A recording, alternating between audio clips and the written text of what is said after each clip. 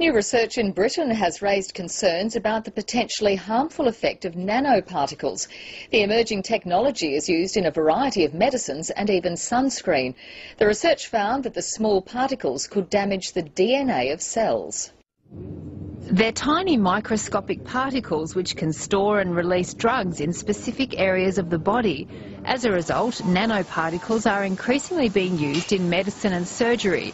But because the particles are so small, there's been growing concerns about potential toxicity. There's an emerging sort of body of evidence that says that for some particles of certain scales and of certain materials, that there are potential health risks. New British research has added to that concern. It found nanoparticles could damage cells without even entering them.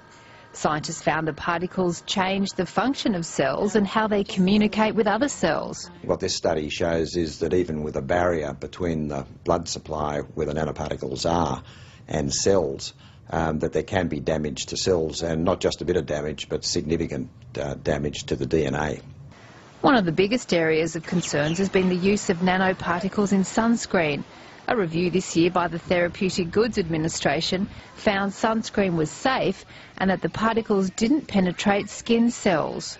If trends in science continue, there's no doubt nanoparticles will be used more and more. We really need to do fairly sophisticated studies of the toxicity of nanoparticles before we use them extensively in humans. The TGA says it will monitor scientific literature should any tangible safety concerns be identified. Sophie Scott, ABC News.